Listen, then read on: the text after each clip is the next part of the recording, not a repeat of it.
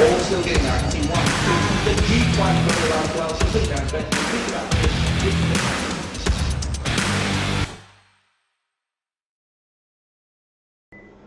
Hi everyone, John McLeod from Macbet. Just going over last weekend's a little bit of a debacle.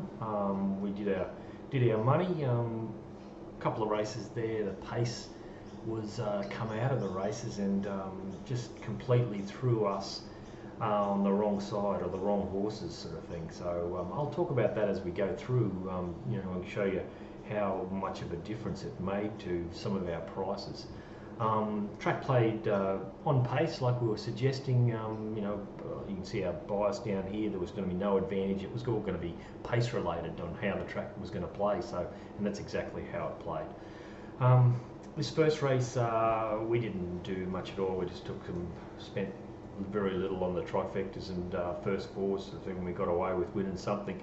Papa Joe, we thought it would be able to lead or be second behind I've Got an L. Thank God I've Got an L sort of eased a little bit, and Papa Joe was able to kick away and hold on. It wasn't a bad win, that one, but not much doing. I don't think there's much to follow out of that race. The second race, this was an interesting race. We didn't play at all. I hate these races, but there's a horse called Prophet later in the day that I was concerned with, even leading into this meeting, because I've been against the horse, and it did something a bit better than I thought it could do at Caloundra. Did run on the better part of the track. So these three horses in this race were all in the same race as Prophet. So I was looking to see whether they went okay, and the ratings actually held up out of that race. Now, Advance Warning probably would have gone close to winning if he got a run. Disillusion did win, and Speaking Bad actually went better. He ran on into about 5th or 6th position, but the pace was only just below average, just above average, so they went along a little bit quicker than average. So he didn't go too bad. So I was sort of thinking, our pricing going out of that race for these horses were probably on the, or they're over here, we were on the, we were against them, if anything. So it may have been a little bit better, the ratings in the race, out of that race. So all of a sudden I've sort of formed an opinion that Prophet's rating is going to be okay. So that's how I had in my head leading out of that race. Race 3, this was a race that you can see we had at average speed, and the race, it went 4 lengths above average. So if I would have known that, if I would have known that it was going to be 4 lengths above average, throw it in around about a 7 speed, it actually doesn't affect my prices that much, just because of probably the back markers I'm on. So it didn't make any difference, but I did back Schmidt, and I thought it'd be hard to beat, even though it was going to be back here. The problem was the kid missed the kick. He was back in the field. He didn't want to come to the outside. Now, when they're going that fast, you can't be looking for runs. Now, there was a horse inside of him outside of him that sort of got up quick around him and then forced him in. But he should have been up and at him and going. There's only 2 rules in what I can see for kids when they're as young jockeys, is if the speed's on, come to the outside. If there's no speed, you can look for runs, because you've got to save ground. It's just something that you just got to hold on to. The older heads can make better decisions than what I'm suggesting, but the young kids, that's what they've got to just hang on to. They can't get into trouble if they come to the outside when there's speed on. And he just stayed in, went to the line, sort of hard held, and would have won for sure and certain if he would have come to the outside and won. It was just a sickening watch, it was. Champagne Daisy sweated up bad in the yard and played up. She's done that last time in as well, so she hasn't settled and had a bit of a long break, and there was nothing wrong with her. Supposedly Van Dyke just wanted to give her a bit of a lengthy spell, but it really hasn't settled her down at all. So got problems with that horse because she's just too revy for mine, but she's got ability. You can see what we did. We did about 1700 because of this dirty rotten Schmidt. We threw something on Champagne Daisy, that's right, because I saved on it. because I thought she'd get into the right position. I was completely wrong with this horse, Hollaback Girl. I didn't think it'd get a really strong 1200, and actually when it's worked that hard with that speed, I thought, oh well, she can't win. She blew in the market from about 280 or something out to 460, but you know, it was a solid win up on pace. But the thing with this race is they're no good, because Champagne Daisy's run second and it was revved up and was first up over 300 days, and Moon and Joyce can't get the distance. Iron Venus doesn't really get the distance and made up ground. Chimert was held up all the way down the straight, and Trial of Glory ran on, but you know, it's not going as well as what it has or what it can. So this was a poor race, and you know, the sectionals even sort of suggest that they should be at 3.9 fast and getting home 4.2 slow. You know, they should be getting home on the better side of the 3.9. So you know, they haven't. So you know, I don't think any form will come out of that race. But Chimert has got some upside because it was held up all around the straight. Race 4. This race we didn't play. I was just concerned with a lot of these horses getting the distance. With the Wild One, we had a favourite, but I was concerned with the distance. Sinner had a bad gate. I didn't know where it would go. Patches was stepping up in distance as well, so I just didn't really want to play. They went fast. The Wild One did a good job. You can see we black booked it.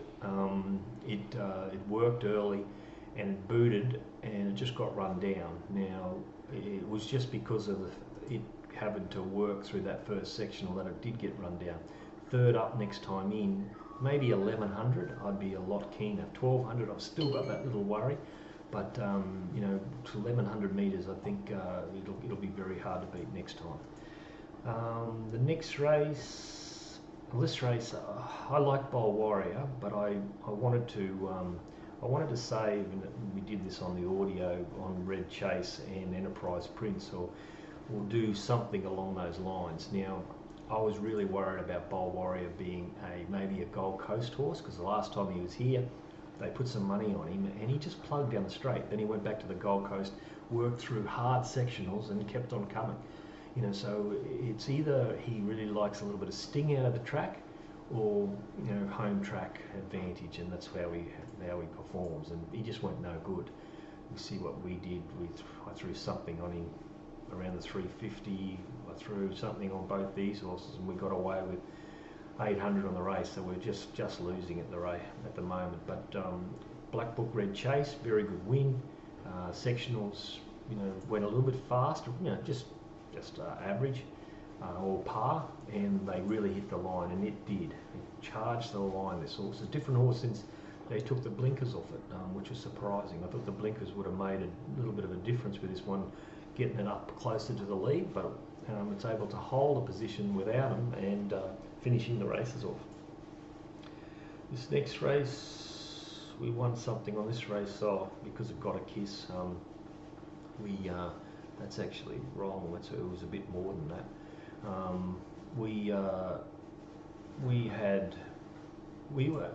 With Got a Kiss, I thought it would improve a fair bit, but you can see what our maps did. We were thinking that it was a lot of speed in the race, but then Heathcote said that he was going to go back to the stewards on Blue de Crab. You've got Aviemore came out at the barriers.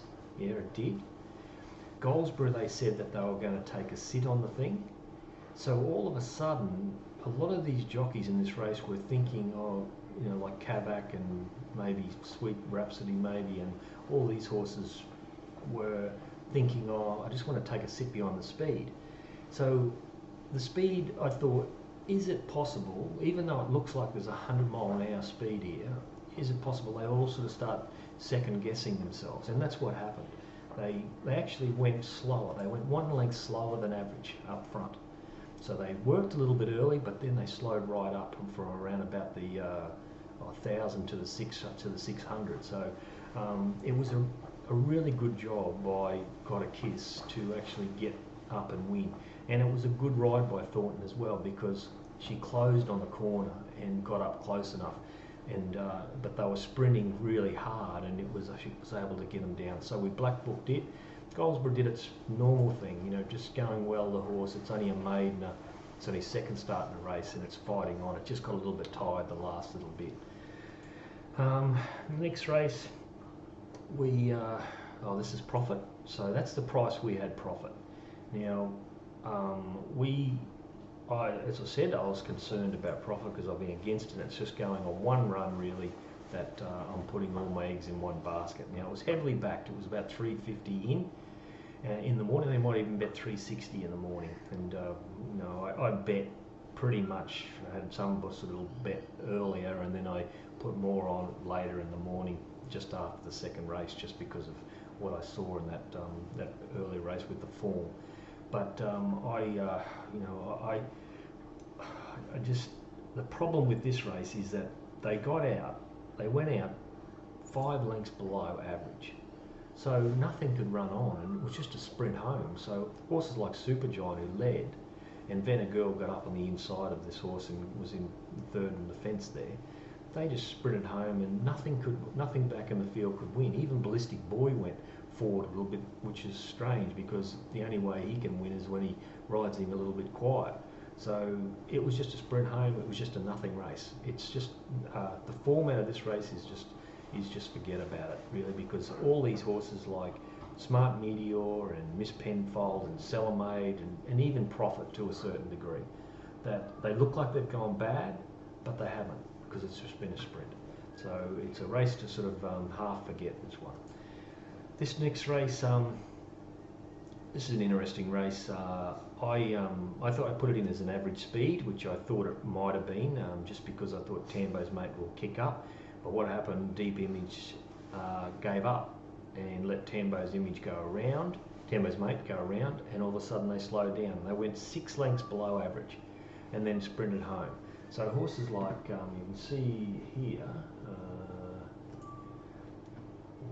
I can show you. So you're looking, in this sort of tempo, you're looking for horses that are actually made ground that last little bit. And what's happened, Kementari, I got exposed a little bit early, but I thought its class would just win this race at that stage. It's only a length and a half off him, and he would win, and he just dogged it the last little bit. Vega 1 just kept on coming. He's going good, this horse, and so is this horse out here, Tyzone. He's gone really good. They made ground the last little bit. Vega 1, it can actually hold a position, which is its advantage. You can see in the first part of the race, he's come out, jumped in front of him, and then he sort of a little bit of an ease back. So, over 1300 or something like that, he's going to end up somewhere up in this area. And if he can sprint the way he has been going, he's going to be hard to beat in his next start. Tyzone, as I said, went really good, but they walked in front. I had fiddled around with Kementari. I threw about 600 and something on it.